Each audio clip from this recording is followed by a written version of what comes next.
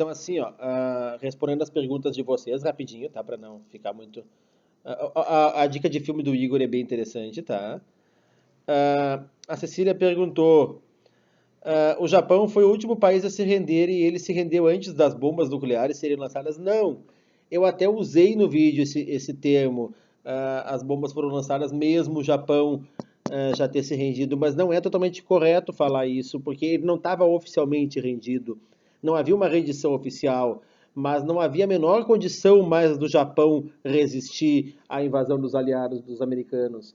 Então, os americanos, sabendo que a guerra estava vencida, não havia ocorrido ainda a rendição oficial, porque há uma rendição oficial, né? Os líderes dos dois lados se sentam, um se declara rendido, outro declara vencedor. Isso não havia acontecido ainda, mas o Japão não tinha mais condições de resistir à invasão americana.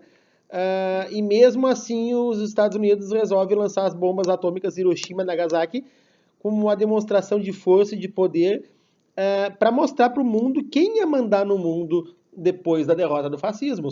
Os próximos dominadores, digamos assim, do cenário político e econômico seriam aqueles que têm a bomba atômica, que é uma coisa terrível, né?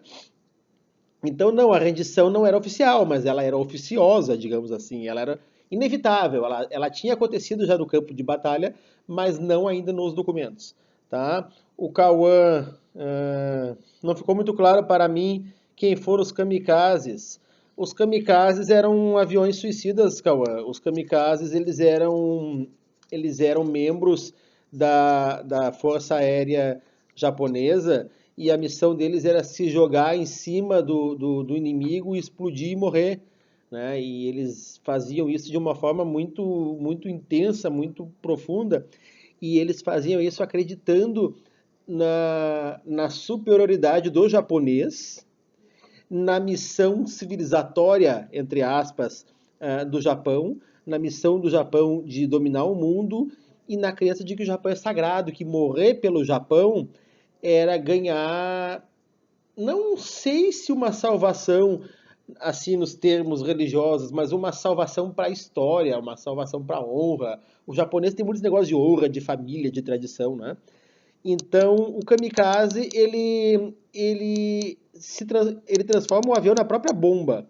É um avião simples que ele vai cair em cima do inimigo e explodir. O que os japoneses fazem para atacar os Estados Unidos, poupando arma, poupando munição? Eles pegam um monte de aviões e eles caem sobre a Baía de Pearl Harbor nos Estados Unidos. Eles caem, eles explodem e eles conseguem causar uma grande perda, um grande dano econômico e militar para os americanos, e aí que os Estados Unidos entram na guerra, tá? Então o kamikaze, ele é um fanático, não sei se dá para dizer assim, ele é um suicida.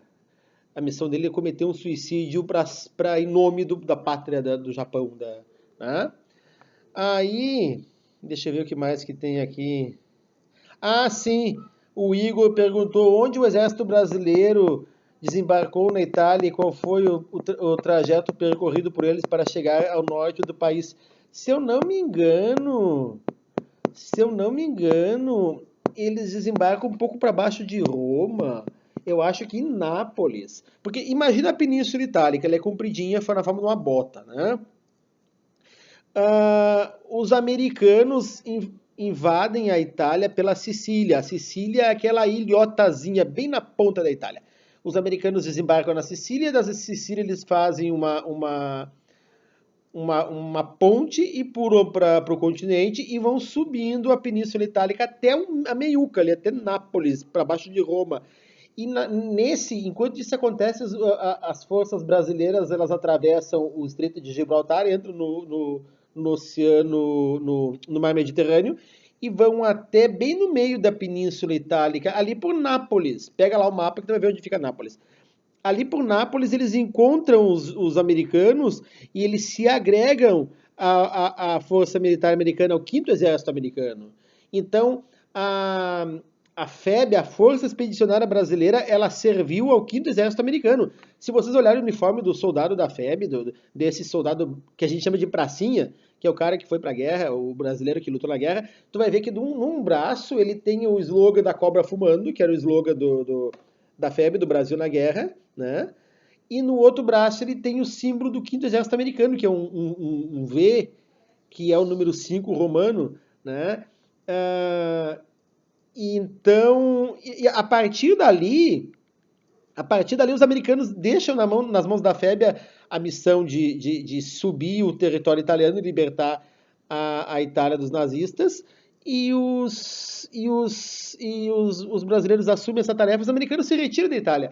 E quem representa os Estados Unidos e o Brasil ali é a Força Expedicionária Brasileira. Então é uma cadeia de montanhas que começa lá na Áustria, bem pela Itália, desce a Península Itálica, vem até a Sicília. Essa cadeia de montanhas lá em cima, onde os alemães, os nazistas, estavam encastelados, protegendo Mussolini. E aí existem vários montes famosos agora, Porretta Terme e Monte Castelo, são vários montes. Os principais, os mais difíceis, onde as batalhas brasileiras foram mais terríveis, eram Porretta Terme e Monte Castelo, mas viu mais. E aí eles vão rendendo um a um nessas montanhas, esses quartéis aonde estavam os alemães, vão retirando a bandeira da Alemanha e botando a bandeira do Brasil. E vão rendendo os alemães também. O treinamento do Brasil, dos brasileiros, quando eles saem do Brasil, é justamente esse, é o rastejar e o chegar por baixo, o que é muito complicado chegar por baixo numa guerra, porque o inimigo de cima, ele tem uma visão que tu por baixo não tem, né? Eu trabalhei com o seu Arioli, que ele foi um soldado da Segunda Guerra Mundial. Ele contava para nós que no treinamento que eles faziam aqui no Rio de Janeiro, antes de embarcar para a Europa, o treinamento era esse, era rastejar e tomar tiro. Então eles ficavam rastejando, os caras atirando em cima deles e eles atirando por baixo. E ele contava que, inclusive, algumas pessoas, alguns jovens morreram no treinamento, porque levantava a cabeça demais e tomava um tiro na testa, né? Eles não contavam para a família que o cara tinha morrido no treinamento. Era um bagulho meio ridículo isso. Eles davam a medalha para a família, dizia que ele morreu em combate, mas na verdade muitos morreram no treinamento, né? No treinamento eles já se livram dos mongolão ali e mandam só os espertos. E aí a missão do Brasil foi essa, foi libertar a Itália, sabendo que os alemães estavam no alto, nas montanhas, então foi bem complicado. Aí levando em conta o frio de 30, 40 graus no norte da Itália, perto da Áustria, a falta de preparo do exército brasileiro para fazer guerra e fazer guerra no inverno, né? A falta de roupa.